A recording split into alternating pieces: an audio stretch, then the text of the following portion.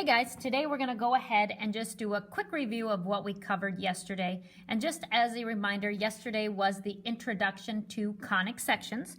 And again, there are 4 conic sections. And the way that they are created is by taking a plane and intersecting a double cone. So kind of cool. But the 4 conic sections that we will look at and study are the circle. And remember, yesterday we really focused on the circle. The definition of a circle means that you do have a center point, and then you have a distance that's called the radius. And the radius is the same for every single point that is on the circle. And it is the distance from the center to that point. Then we have what's called an ellipse. And an ellipse is like an oval. A parabola. And a parabola is a single U-shaped graph. And we have what's called the hyperbola. And the hyperbola is going to be a shape that contains 2 U-shaped graphs. So these are our 4 conic sections: circle, ellipse, parabola, hyperbola. Yesterday we started off by studying the circle. The standard equation for a circle is x minus h quantity squared plus y minus k quantity squared equals r squared. In this format, the center of the circle is hk. The radius of the circle is r. So knowing that, let's go ahead and identify the center and radius of circles given the standard equation, and then go ahead and graph them. So if I'm finding the center, the x value for the center is whatever you're subtracting from the x. So in this case, it's a 3. The y value is whatever you're subtracting from y. So this is y minus a negative 1. That's how they got the plus sign there, because in the original equation, it's a minus sign. So the y value for the center would be negative 1. The radius is squared here. So you have to take the square root of the number shown to get your radius. The square root of 4 is 2. So now to graph it, I go to the right 1, 2, 3, and down 1. Your radius is 2, so I can go up 2, go to the right 2, go down 2, go to the left 2, go ahead and connect them, and there's your circle, and you're done. Okay, let's look at the next one. Your center. What are you subtracting from x? You're subtracting a 2. What are you subtracting from y? You're subtracting a 5.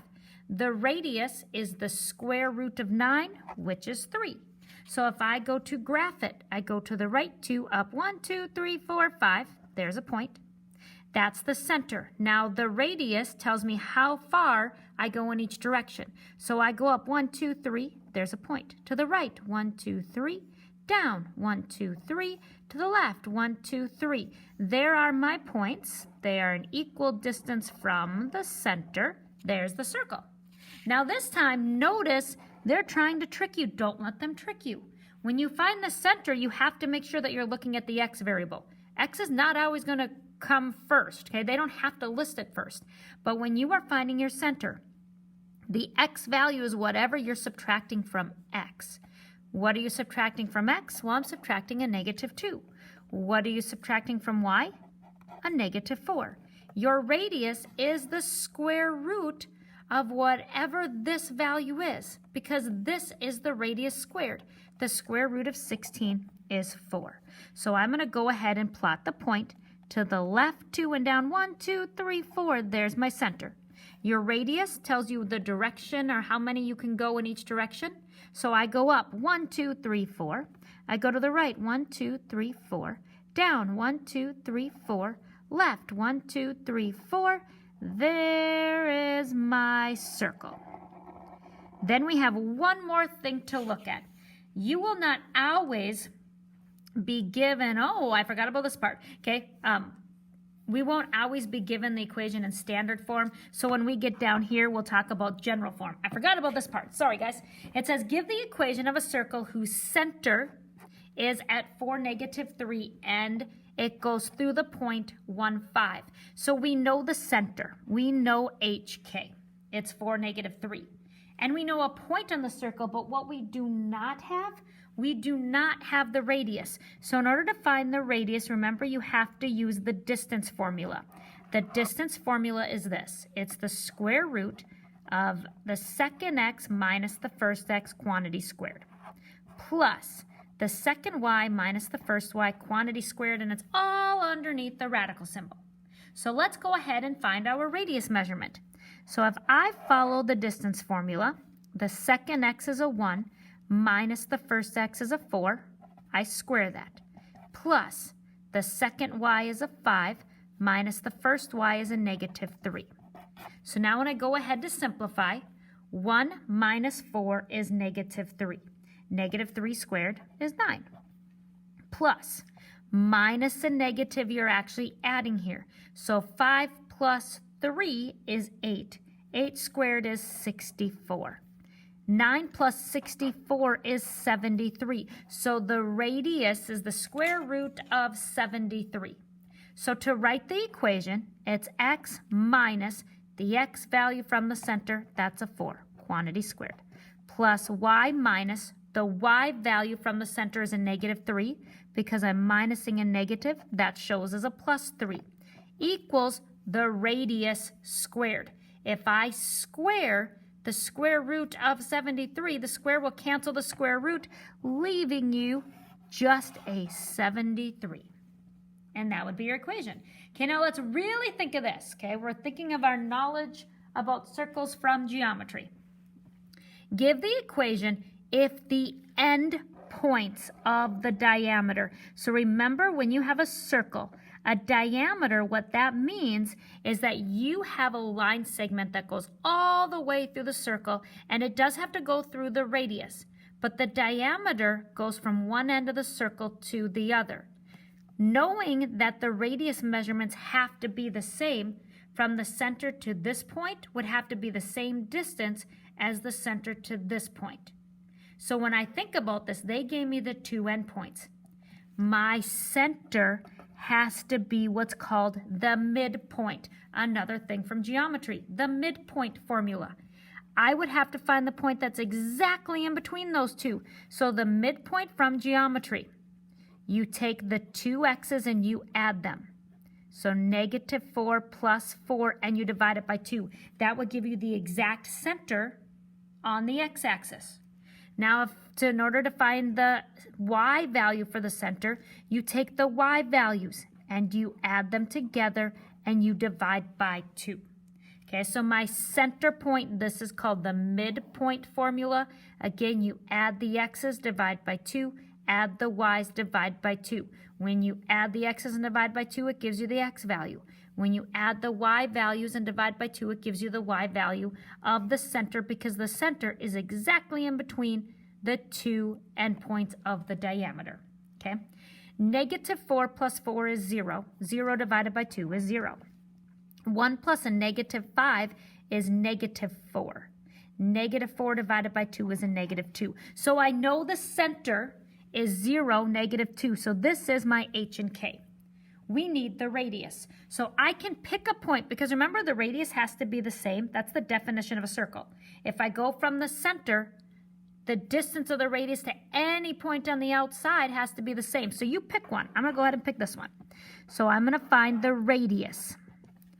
I'll take this as my second x and this as my first. It doesn't matter which one you do as long as you stay consistent. So this will be my second x minus my first x, quantity squared. The second y minus the first y, quantity squared. Okay, so 0 minus a negative 4 minus a negative becomes a plus. 0 plus 4 is 4. 4 squared is 16. Plus negative 2 minus 1 more is negative 3. Negative 3 squared is 9. The square root of 16 plus 9, well, 16 plus 9, you guys, is 25. So the radius is 5. My center is 0, negative 2. Now I can make the equation. X squared. The reason why it's x squared is because it would be x minus a 0. You don't have to show that 0. So this would be x squared. Plus y minus a negative 2 would change that to plus 2 equals your radius, which is 5 squared. So that would be 25. So just taking it one little step further from yesterday. The last idea was going from that general form to a standard form. Remember, in order to do that, you have to be able to complete the square. So here are two examples just to make sure we've got it before you move on to your quick quiz for today. When you are completing the square, you want to group your x terms together. Then you'll have to find the magic number that would go with the x's so you can factor.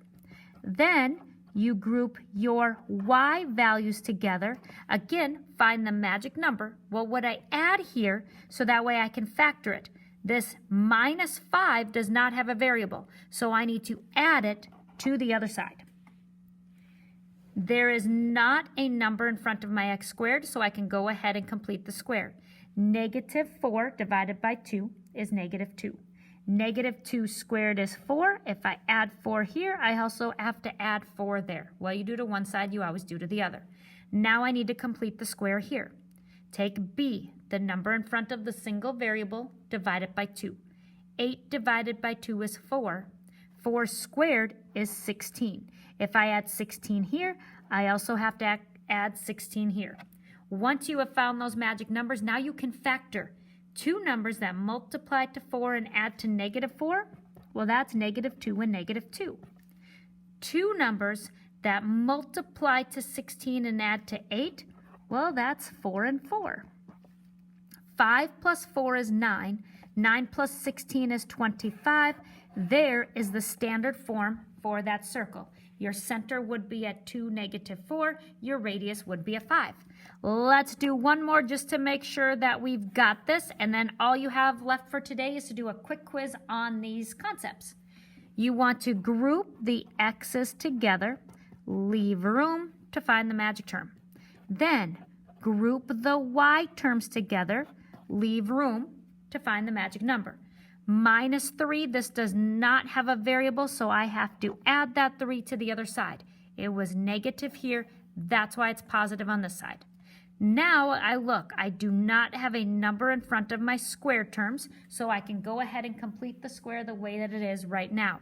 Take b, negative 6, divided by 2, that becomes negative 3. Negative 3 squared is 9. If I add 9 here, I also have to add 9 here. What you do to one side of an equation, you always have to make sure you do to the other. Complete the square here. Again, there's not a number in front of my square term, so take b, which is 4. Divide it by 2, you get 2. Square it. So I'm adding a 4. So I also have to add 4 here. Now I can factor two numbers that are the same number that multiply to 9 and add to a negative 6, negative 3 and negative 3. Two numbers that are the same number that multiply to 4 and add to 4, well, that's 2 and 2. 3 plus 9 plus 4 is 16. There is the equation of the circle. If you were trying to find the center is 3, negative 2. The radius is the square root of 16, which is 4. So all you guys have left for the day is just to go ahead and do a quick quiz that is covering the concept of finding the equation of circles. Hope you guys are enjoying our conic section so far. Have a great rest of your day. See ya.